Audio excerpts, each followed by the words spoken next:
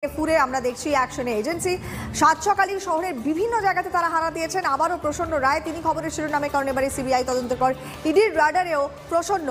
একাধিক জায়গাতে চলছে তল্লাশি অভিযান। আমাদের সঙ্গে আমাদের দুই সহকর্মীও রয়েছেন সুমন এবং রয়েছেন রঞ্জিত।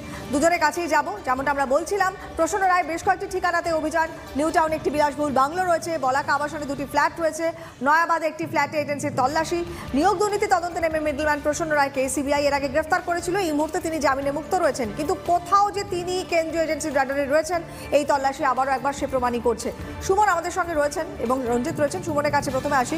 সুমন, তুমি যেখানে রয়েছো সেখানে এই মুহূর্তে তল্লাশির কি আপডেট চোখে পড়ছে? আর পাশাপাশি প্রসন্ন রায় আবারও তো এবারে শিরোনামে এসছেন খবরের ইডি রেডের জন্য।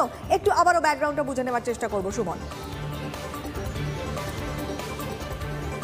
নিউ টাউনের অভিজাত এলাকা এবং সেই অভিজাত এলাকার একটি বিজনেস টাওয়ার, আর সেই বিজনেস টাওয়ারের 4th ফ্লোরে আমরা রয়েছি, যেখানে ইডি তদন্তকারী আধিকারিকরা দীর্ঘ প্রায় 3 ঘন্টা অপেক্ষা করার পর তারা কিন্তু প্রসন্ন রায়ের office SDD travels private limited তার অভ্যন্তরে প্রবেশ করতে পেরেছেন।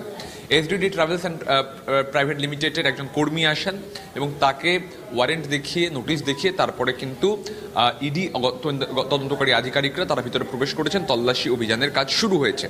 দেখো, যেটা জানা যাচ্ছে যে এই বিজনেস টাওয়ারে 2টো ফ্লোরে একাধিক রুম রয়েছে যেগুলো প্রসন্ন রায়ের নামে। প্রসন্ন রায় কে? প্রসন্ন রায় একজন গুরুত্বপূর্ণ মিডলম্যান এই শিক্ষক নিয়োগ দুর্নীতির ক্ষেত্রে, কারণ তার হাত দিয়ে বেশ কিছু চাকরি যেমন হয়েছে তেমন কালো টাকা সাদা হয়েছে, এমনটাই কিন্তু মনে করছেন গোয়েন্দারা। এবং সেই জন্য সিবিআই যখন তাকে গ্রেপ্তার করে, তার কাছ থেকে তথ্য সংগ্রহ করা হয়। সিবিআই এর ওই গ্রেপ্তারির পর জামিন পেয়ে যান প্রসন্ন রায় একেবারে শীর্ষ আদালত থেকে।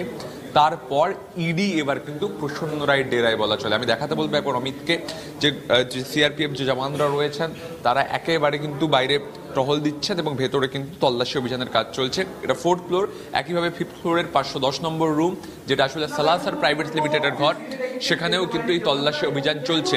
এবং যেটা জানা যাচ্ছে যে প্রসন্ন রায় জামিন পাওয়ার পর এই দুটো অফিসে প্রায়শই আসতেন এবং সেক্ষেত্রে বেশ কিছু তথ্য এখানে থাকতে পারে, তার জন্যই কিন্তু ইডি তদন্তকারী আধিকারিকরা এখানে তল্লাশি অভিযানে এসেছেন। এবার বলি, এই প্রসন্ন রায় কিন্তু একাধিক সেল কোম্পানির মালিক। প্রায় 100টা সেল কোম্পানি রয়েছে, 83টা সেল কোম্পানির হদিশ পাওয়া গেছিল, 6টা পিপিপির রয়েছে, অর্থাৎ প্রাইভেট লিমিটেড রয়েছে তার নামে। এছাড়া দীঘা থেকে শুরু করে গাদিয়াড়া, ডুয়ার্স, চিলপাতা, সুন্দরবন, বিভিন্ন জায়গায় কিন্তু তার হোটেল চেন রয়েছে। আমি তোমাকে ওর ডেরাটা একবার ঘুরিয়ে দেখাই। দেখো, এই যে শুরু হচ্ছে, যেখানে তল্লাশি চলছে সেখান থেকে, এইটা হচ্ছে সালাসার প্রাইভেট লিমিটেডের যে গোডাউন বলা চলে সেটা, এটাও কিন্তু প্রসন্ন রায়। তারপরে যদি আমরা আরও এগিয়ে আসি তাহলে দেখতে পাবো এই যে তালাবন্ধ ঘর, এটাও কিন্তু প্রসন্ন রায়। এবং সবচেয়ে ইম্পর্টেন্ট, এই ঘরটাও কিন্তু প্রসন্ন রায়ের। অর্থাৎ পুরো এই বিজনেস টাওয়ারে, একটা অভিজাত বিজনেস টাওয়ারে এতগুলো ঘর প্রসন্ন রায়ের নামে, এবং এই ঘরগুলো থেকে কিন্তু তিনি ব্যবসা চালাতেন, হোটেল চেন এবং কিন্তু এছাড়াও অন্যান্য ব্যবসা চলতো, রিয়েল এস্টেট কোম্পানি চলতো। অর্থাৎ বড় অঙ্কের কালো টাকা তার মাধ্যমে সাদা হয়েছে, এমনটাই কিন্তু মনে করছেন ইডি গোয়েন্দাকারী আধিকারিকরা। এবং উত্তর 24 পরগনা জেলার চাকরি প্রার্থীদের একটা বড় অংশ এই মিডলম্যান মারফত পার্থ চট্টোপাধ্যায়ের কাছে গিয়েছিলেন, এমনটাও কিন্তু মনে করছে ইডি গোয়েন্দাকারী আধিকারিকরা। সেক্ষেত্রে এই যে গত 2 দিন প্রসন্ন রায় এই ডেরায় এসেছিলেন, তার কি মতলব ছিল? তিনি কি সম্পত্তি বিক্রি করতে চাইছিলেন নাকি কালো টাকা সরিয়ে ফেলতে চাইছিলেন? তা বুঝেই কিন্তু ইডি তদন্তকারী আধিকারিকরা সরাসরি আজকে তল্লাশি অভিযানে। কোয়েল, বেশ নজর রাখো সুমন, সঙ্গে থাকো। একাধিক জায়গায় ইডির টিম পৌঁছে গেছে, সকাল থেকে তারা নেমে পড়েছে ময়দানে।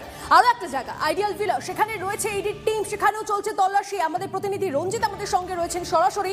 রঞ্জিতের সঙ্গে কথা বলবো। রঞ্জিত, এই আইডিয়াল ভিলায় আমরা দেখেছিলাম সিবিআই তারাও পৌঁছেছিলেন, তারাও সেখানে তল্লাশি করে